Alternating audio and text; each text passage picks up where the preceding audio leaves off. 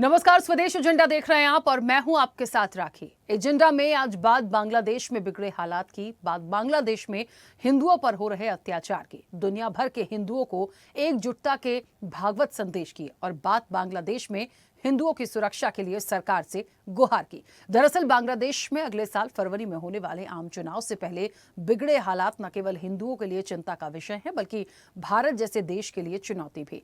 बांग्लादेश में अल्पसंख्यक हिंदू समुदाय को बार बार निशाना बनाया जा रहा है।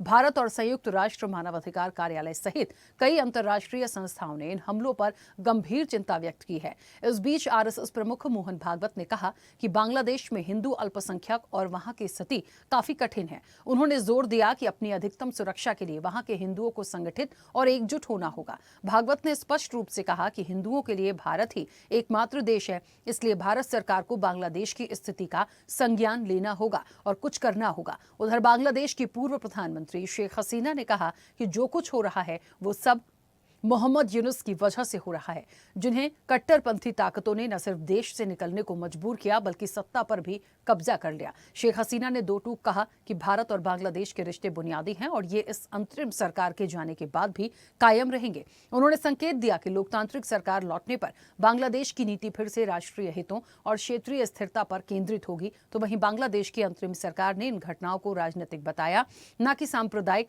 और कार्रवाई करने का दावा किया है। अब बयानबाजी जो भी हो, लेकिन बांग्लादेश में कट्टरपंथियों की वजह से इन दिनों जो हालात बने हुए हैं उससे बांग्लादेशी हिंदू संकट में है और पलायन को मजबूर। ऐसे में सवाल भारत की सरकार कदम उठाने का है। इसी मुद्दे पर आज हम विस्तार से चर्चा करेंगे। उससे पहले देखिए ये रिपोर्ट।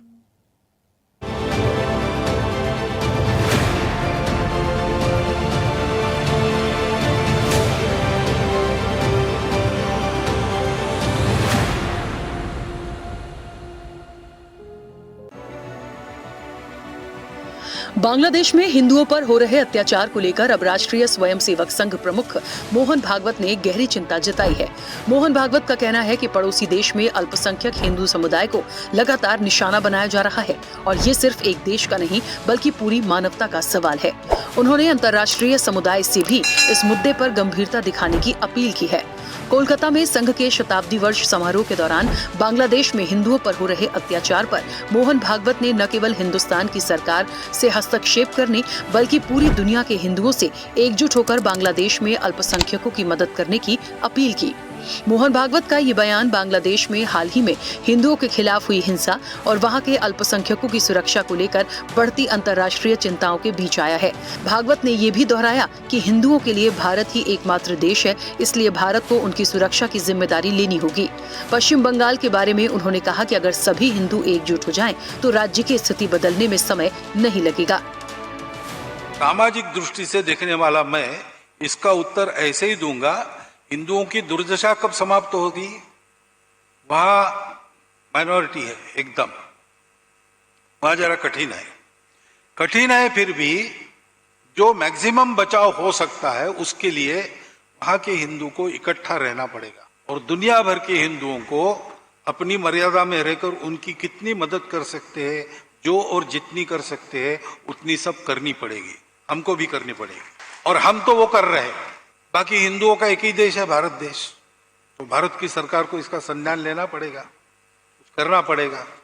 कुछ कर भी रहे होंगे, कुछ बातें बताई जाती है, कुछ बताई नहीं जा सकती, परिणाम कभी होते कभी नहीं होते, लेकिन करना तो पड़ेगा। और इधर हम लोगों को संगठित होके समाज के नाते पक्का खड़ा रहना पड़ेगा। एक संघ हिंदू समाज अगर खड़ा होता है तो बंगाल में परिस्थिति बदलने के लिए कोई समय लगेगा नहीं। भागवत ने दुनिया भर के हिंदुओं से अपील की है कि वे अपनी सीमाओं और सामर्थ्य के भीतर रहकर बांग्लादेशी हिंदुओं की हर संभव मदद करें। उन्होंने भारत सरकार से इस मामले पर कड़ा संज्ञान लेने और आवश्यक कदम उठाने का आग्रह किया। विश्वास जताया कि सरकार कुछ कदम उठा भी रही होगी, क्योंकि कुछ कार्रवाइयां सार्वजनिक की जाती हैं और कुछ नहीं। उन्होंने कहा कि अशांति और बांग्लादेश से घुसपैठ का असर पश्चिम बंगाल पर पड़ रहा है और केंद्र सरकार को ही इन मुद्दों को उठाना चाहिए। अब बांग्लादेश के वर्तमान हालात और हिंदुओं पर अत्याचार को लेकर भारत में राजनेताओं के अपने तर्क और उनकी सुरक्षा की मांग है।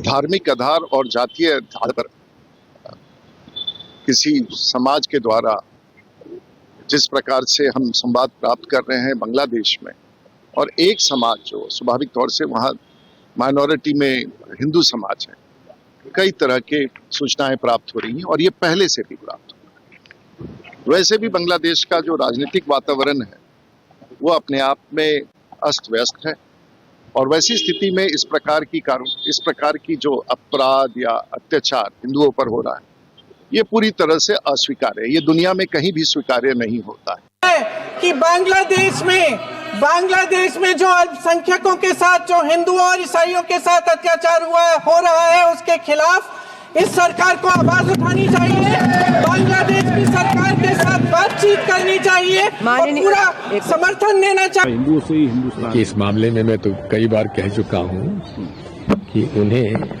भारतीय संविधान पे भरोसा नहीं है, और मेरी तो एक ही विनती है मोहन भागवत जी से कि राष्ट्रीय स्वयंसेवक संघ को आप कानूनी दायरे में लाना चाहिए आपको, और उसका पंजीयन कराना चाहिए।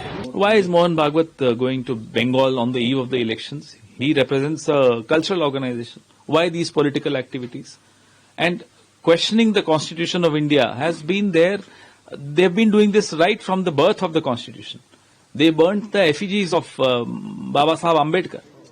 I shall try to meet with Deputy High Commissioner, because the brutal killing by Hindu boy in Dipudas, it's a very serious issue. He is Bengali Hindu. Due to Hindu, he burned alive in presence of media and everybody. It's a very, very painful and very terrible incident. We the Hindu not accepted this type of heinous crime. इलाज बताया ना मोहन भागवत जी ने कि जहां जिस देश में जो माइनॉरिटी है उसको इकट्ठा होना पड़ेगा। ये बहुत बड़ा इलाज बताया है मोहन भागवत जी ने। लेकिन मोहन भागवत जी, जब यहाँ मुसलमान की मॉब लिंचिंग होती है, अभी हाल ही में मोहम्मद ताहिर की मॉब लिंचिंग हुई है, आप उस पर एक बार नहीं बोलते। यहाँ माइनॉरिटी 40% माइनॉरिटी है, 40 नहीं 25 लगाइए, 20 लगाइए, यहाँ है हिंदुस्तान में, मुसलमान खासतौर से, दूसरों को छोड़ दीजिए। आप माइनॉरिटी के लिए एक बार आवाज नहीं उठाते। आपको बांग्लादेश का हिंदू तो याद आता है, अपने देश का मुसलमान याद नहीं आता जब उसकी मॉब लिंचिंग होती है। तो ये रेसिज्म है। पूर्व प्रधानमंत्री शेख हसीना ने अपने देश में जारी हिंसक घटनाओं और भारत विरोधी माहौल के लिए अंतरिम सरकार के मुखिया मोहम्मद यूनुस को जिम्मेदार बताया है। शेख हसीना ने कहा कि हाल में बांग्लादेश के एक नेता ने जिस तरह से भारत के पूर्वोत्तर को लेकर भड़काऊ बयान दिया है, वो बहुत ही खतरनाक है और मोहम्मद यूनुस के कार्यकाल में कट्टरपंथी ताकतों के मजबूत होने का प्रमाण है। इन दिनों बांग्लादेश उबल रहा है और कट्टरपंथी ताकतों ने भारत विरोधी माहौल बना रखा है। आए दिन लोगों की बेरहमी से हत्याएं हो रही हैं और बांग्लादेशी हिंदू कट्टरपंथी मुसलमानों के टारगेट पर हैं। आपको बता दें कि बांग्लादेश में हिंदुओं पर हो रहे हमलों ने एक बार फिर दुनिया का ध्यान खींचा है, क्योंकि बांग्लादेश में बीते 1 साल से मंदिरों पर हमले, मूर्तियों की तोड़फोड़, हिंदुओं के घरों में आगजनी और जबरन पलायन जैसी घटनाएं लगातार सामने आ रही हैं। और यही चिंता का विषय है कि हमारे पड़ोसी देशों में ही हिंदू प्रताड़ित हैं।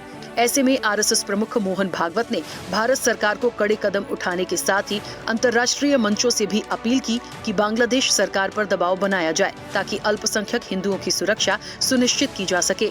ऐसे में अब देखने वाली बात ये होगी कि बांग्लादेश में हिंदुओं की सुरक्षा को लेकर जो आवाज हिंदुस्तान में उठ रही है और अब भागवत की नसीहत का भारत की सरकार पर क्या और कितना असर होता है, ये देखने वाली बात होगी। चैनल हेड आरपी श्रीवास्तव के साथ प्रमोद श्रीवास्तव की रिपोर्ट।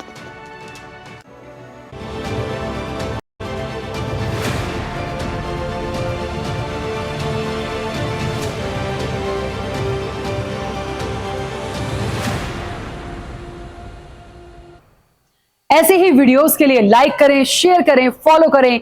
YouTube पर जाकर सब्सक्राइब कर बेल आइकन दबाना ना भूलें और ताजा अपडेट्स के लिए स्वदेशलाइव.com पर जरूर जाएं।